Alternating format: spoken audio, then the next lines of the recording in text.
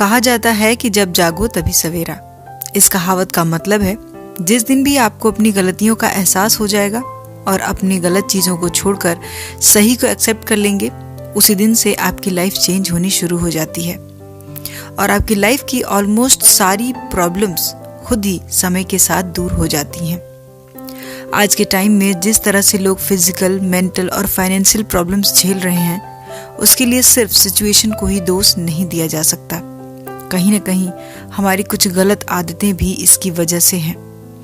तो नए साल में इसकी शुरुआत करने से बेहतर और क्या हो सकता है कि आप अपनी उन बुरी आदतों को गुड बाय कह दीजिए।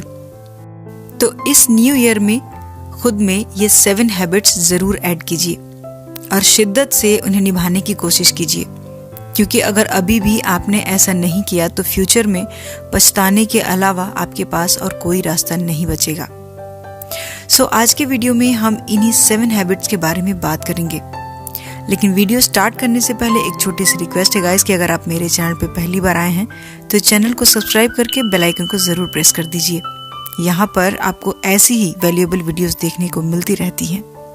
तो चलिए वीडियो को स्टार्ट करते हैं। सो पहली लाइफ चेंजिंग हैबिट है मैनेज योर टाइम। आपका डेली रूटीन कैसा है? क्या आप कभी भी सोते हैं और कभी भी उठते हैं? आप ऑर्गेनाइज नहीं रहते तो आप खुद की हैबिट्स को कंट्रोल नहीं कर पाते, और ये सब तब है जब हम अच्छी तरीके से जानते हैं कि इसके रिजल्ट्स फ्यूचर में बहुत ही नेगेटिव हो सकते हैं। तो याद रखिए कि आप इम्पॉसिबल नहीं हैं, बस थोड़ा सा टाइम मैनेजमेंट की ज़रूरत है।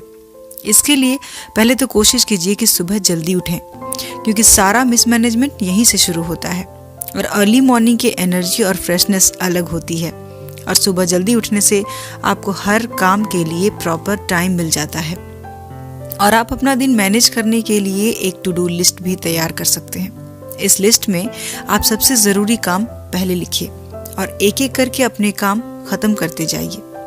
तो एंड ऑफ द डे आप जान पाएंगे कि आप अपने सारे काम सही से मैनेज कर पाए या नहीं।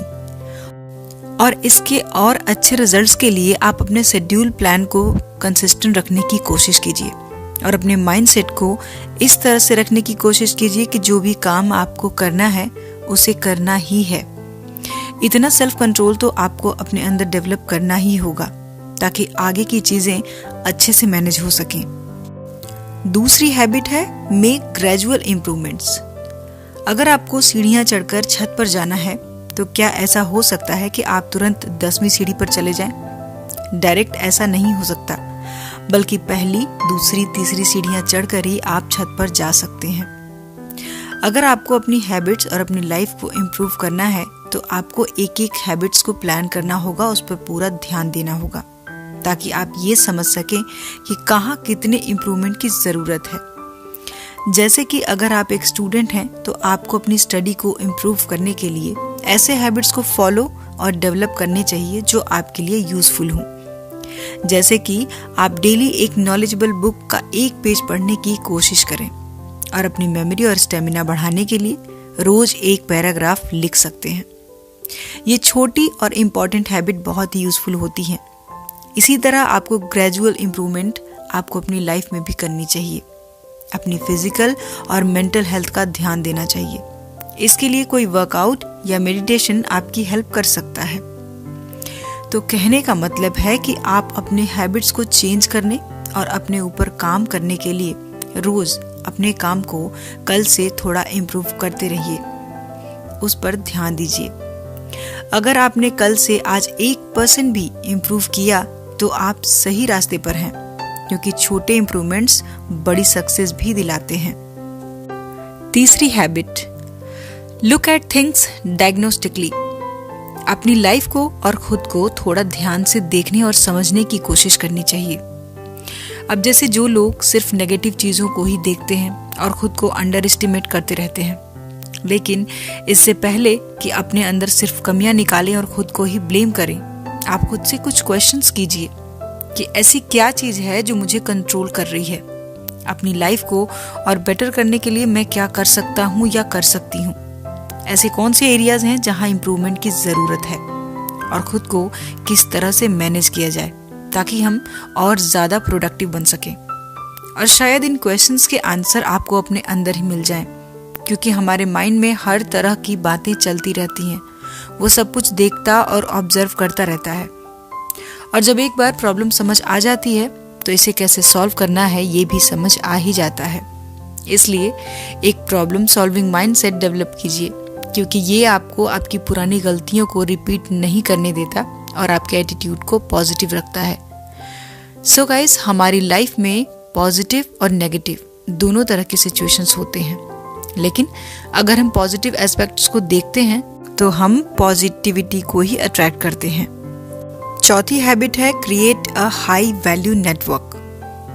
आपके पेरेंट्स भी कई बार आपसे कहते होंगे कि लोगों से उनकी अच्छी आदतों को सीखो, और हर किसी में अच्छाई और बुराई होती ही है, लेकिन हमें सिर्फ उनकी अच्छाई को देखना और एक्सेप्ट करना चाहिए। और ये पूरी तरह से सही भी है, क्योंकि ह्यूमन इवोल्यूशन को कुछ इस तरह से डिजाइन किया गया है कि हमें एक दूसरे के साथ की जरूरत पड़ती रहती है अपने सर्वाइवल के लिए।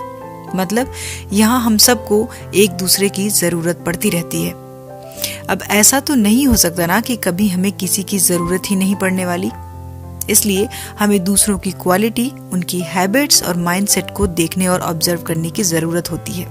तभी तो हम सीखते हैं और आगे बढ़ते हैं।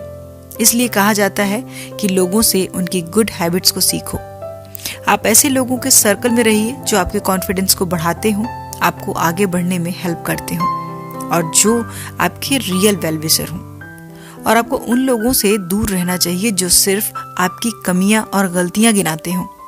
ऐसे लोगों के साथ टाइम स्पेंड करना बंद कर दीजिए, क्योंकि जब आप अच्छे और सक्सेसफुल लोगों के साथ अपना टाइम बिताते हैं तो आप उनसे कुछ सीखते हैं जो वो अपनी हैबिट्स के थ्रू फॉलो करके सीखते हैं। इसलिए अपना सर्कल बेस्ट और पीपल कनेक्शन हाई रखिए। पांचवी हैबिट है get into deep work. New year में कितने रेजोल्यूशंस हम ले लेते हैं और पूरे शायद एक भी नहीं कर पाते, और कितने तो एक महीने भी कंटिन्यू नहीं कर पाते। क्यों? क्योंकि हम जोश जोश में बस कुछ प्रॉमिसेस कर लेते हैं, लेकिन पूरे मन से और लगन से कभी उसे पूरा ही नहीं करते। लेकिन अगर आप अपने काम को डीपली यानी अपने पूरे फोकस के साथ करें तो ही आप उसमें इन्वॉल्व हो सकते हैं। सो आप अपने फोकस को किस तरह से उस काम पर रखते हैं, वो एटीट्यूड ही सब कुछ डिसाइड करता है। और आपका फोकस आपके काम में बना रहे, इसके लिए आप अपने शेड्यूल में कुछ घंटे ऐसे भी रखें जो सिर्फ आपके इम्पोर्टेंट कामों के लिए हो, उसमें कोई भी डिस्टर्बेंस ना हो। इससे आपको कंसंट्रेशन करने में आसानी होगी और आप उस पर्टिकुलर चीज पर पूरा ध्यान लगा पाएंगे। और अपने काम को परफेक्टली करने के लिए एक टाइम पर एक ही काम को कीजिए, इससे आप उसे बेटर कर सकते हैं। पता है हम अपने रेजोल्यूशंस क्यों पूरे नहीं कर पाते? क्योंकि हम अपने डिस्ट्रैक्शंस को नहीं हटाते, और कोई भी काम आप डिस्ट्रैक्शंस के साथ पूरा कर ही नहीं सकते। अगर पढ़ाई करनी है तो मोबाइल जैसी चीज़ों को हमें अपने से दूर रखना चाहिए, क्योंकि वो हमें डिस्ट्रैक्ट करती है।